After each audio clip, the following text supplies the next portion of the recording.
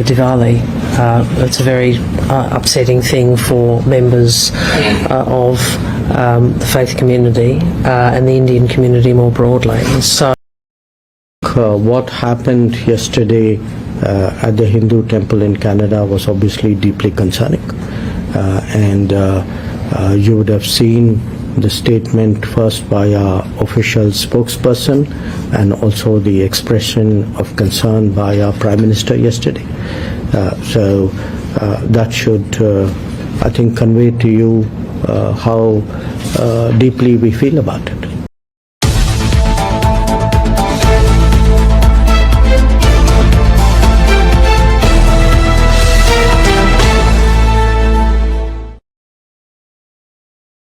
hi everybody, thanks very much for being here. I'm just so very pleased to welcome Dr. Jai Shankar, the Minister for External Affairs of India, back to Australia for his second visit this year following the very successful Indian Ocean Conference that we held in Perth.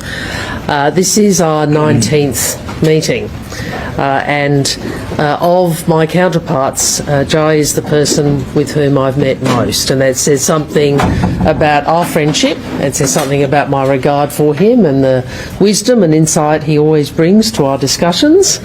But it also says something about the relationship between our two countries, which is of such great importance to Australia and I believe for India too. We are comprehensive strategic partners, we are Quad partners, we share a region and we share a future, and we see India as just so important in terms of securing the region we both want and the world we both want. We've had an excellent discussion this morning. We talked in particular about the architecture, the comprehensive strategic partnership we have.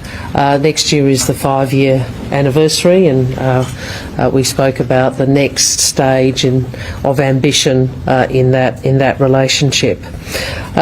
Obviously, apart from the very important bilateral relations between governments and our very important work together in the region and multilaterally, one of the beating heart of the relationship is the people-to-people links, the community ties of about 1 million Australians who trace their heritage to India, and really pleased at the engagement from the diaspora as well.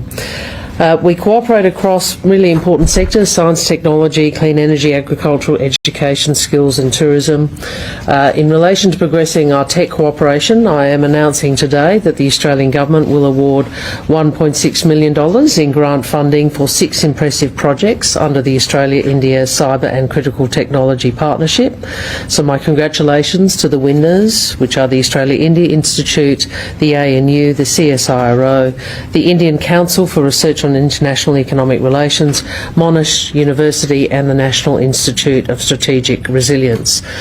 These are great projects on priority areas such as undersea cables, responsible development principles for quantum technologies and digital public infrastructure. Obviously, India is I think it's the fastest growing major economy. It's an essential partner for Australia as we continue to strengthen and diversify our trade links and secure our supply chains. We're a partner in economic matters as well as a partner more broadly.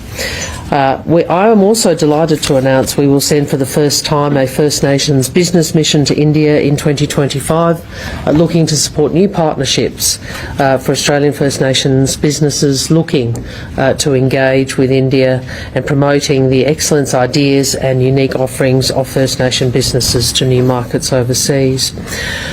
Finally, last year we announced at our last ministerial dialogue, actually the 2+2 ministerial dialogue, a 1.5-track strategic dialogue. This is a platform for engagement, not just at government level, but beyond on the really big geostrategic trends shaping our region.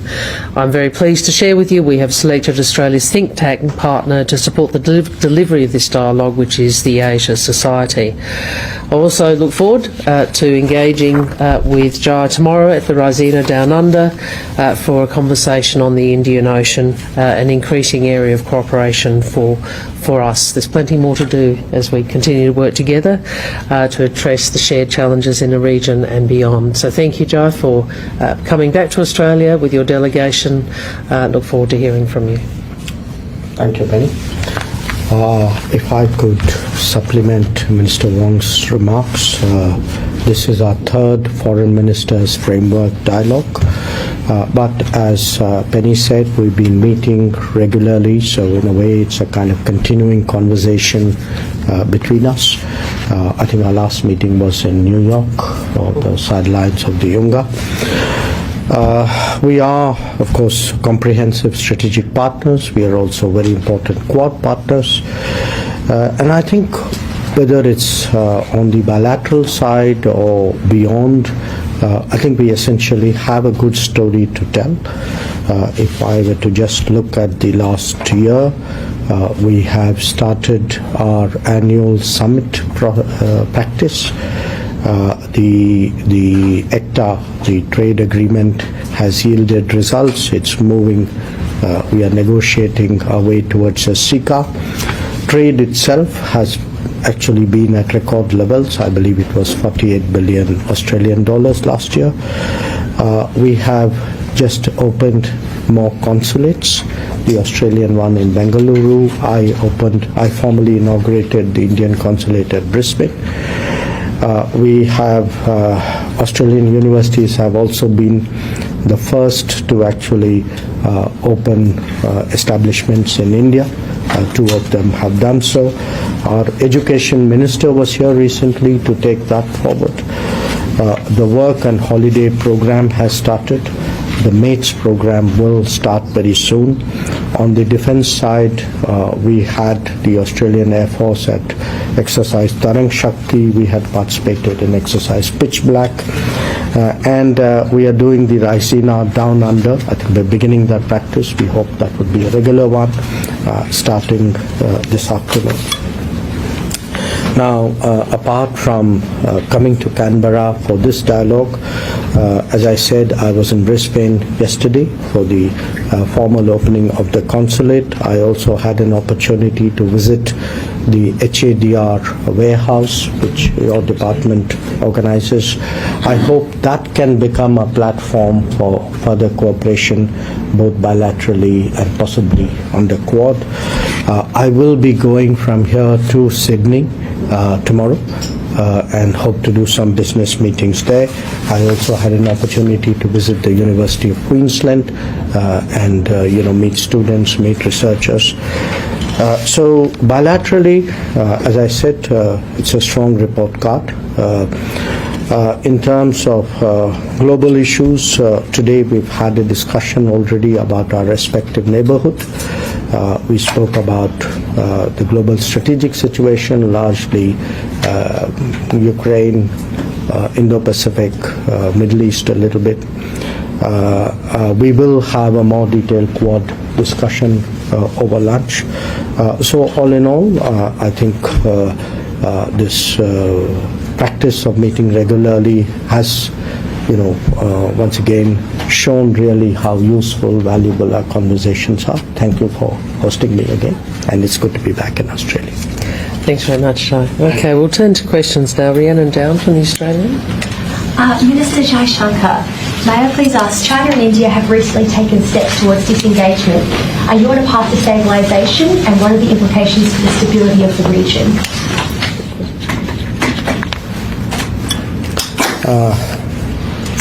Yes, on October the 21st, we concluded the last lot of disengagement agreements. We had done some earlier. These are currently in the process of being implemented. The last agreement was primarily around patrolling rights of the two sides. So we think all in all it's a positive development. The fact that with that, once it's done, the disengagement process is completed. We have other challenges to address, including de-escalation of forces. But at Kazan, on the sidelines of the BRICS meeting, Prime Minister Modi and President Xi had a meeting. It was agreed that the foreign ministers and the national security advisors would meet. So we will have to look, at further building on this. And Minister Wong, may I please ask, did you recently meet with Mike Pompeo in Washington? What did you discuss, and what does the Trump presidency mean for Australia? In relation to the first, yes, I did. And you would anticipate before an election, it's important that we meet with both the government of the day, but also the potential alternative government. It was a very good discussion. I obviously won't go into all the details, but what I can share is obviously one of the priorities for us to discuss was AUKUS, and very pleased that the sort of bipartisan support that we've seen previously from visiting congressional delegations who you might have heard from, but also public statements, that we have an understanding on both sides of politics in the US about the importance of AUKUS. In terms of the US election, we will work with whomever the American people choose. We will work with whoever they choose for president, and also for the Congress of the day. In Australia's interests, we will look to strengthen the alliance. As you know, historically, we've had an alliance for many, many years, and it is a relationship that is bigger than the events of the day. It's shaped by enduring friendship and timeless values. Thank you. A question for both ministers, please. Are you concerned about the real prospect of a Trump presidency, that it would upend the international order? And in particular, will the Quad survive a Trump presidency? Well, in relation to the first, I refer to my earlier answer, but the question on the Quad's an important one, and what I reflect to you is that we both see, I don't want to speak for Joe, but I think on this I can express a very similar view. We both see the great importance in the Quad. It is an arrangement, a meeting, a grouping with countries that share very similar interests in the sort of region we want, and having countries from different perspectives. So obviously the US, India, Australia, Japan, it's a very valuable strategic discussion. We would see that as retaining its importance regardless of the outcome of the election. We have actually seen steady progress in our relationship with the US over the last 5 presidencies, including an earlier Trump presidency. So when we look at the American election, we are very confident that whatever the verdict, our relationship with the United States will only grow. In terms of the Quad, I remind you that actually the Quad was revived under a Trump presidency in 2017. It was then moved from the level of a permanent secretary to a minister, also during the Trump presidency. And in fact, it's interesting, in the midst of COVID, when pretty much physical meetings had stopped, one of the rare physical meetings of foreign ministers was actually of the Quad in Tokyo in 2020. So I think that should tell us something about the prospects of the Quad. We've got Australia Today. Thank you, Joe. My question is for both of you. Minister Jaishankar, How do you respond to attacks on Hindu temples and Hindus in Canada by Khalistani supporters? And Minister Wong, if you could answer, is this discussed, diaspora safety discussed with Minister Jaishankar? And given the fact that just a week back, 2 Hindu temples were vandalized in Canberra itself, how do you see safety of minority Hindus in Australia? You know, I think what happened yesterday at the Hindu temple in Canada was obviously deeply concerning. And you would have seen the statement first by our official spokesperson and also the expression of concern by our Prime Minister yesterday. So that should, I think, convey to you how deeply we feel about it.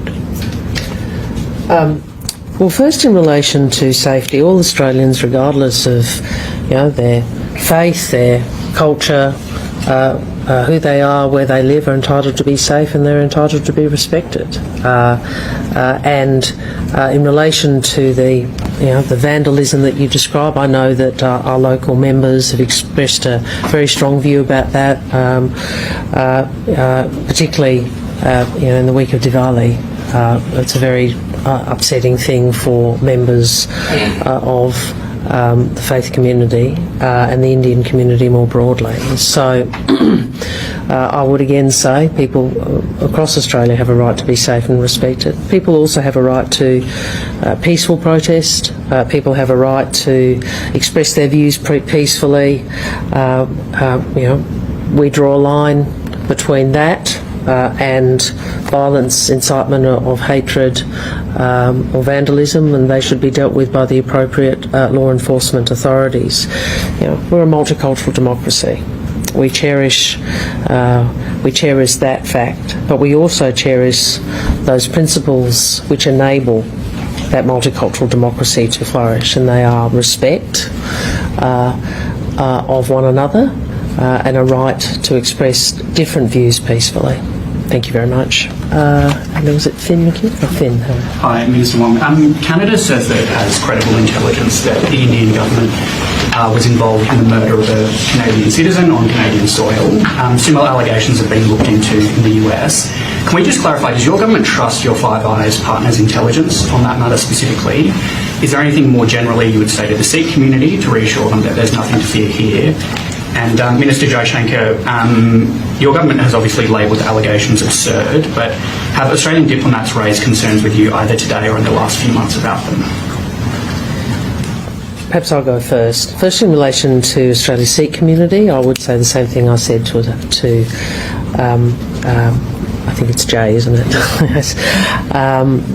People have a right to be safe and respected, regardless of who they are in our country. That's the essence of our multicultural democracy. We've made clear our concerns about the allegations under investigations. We've said that we respect Canada's judicial process.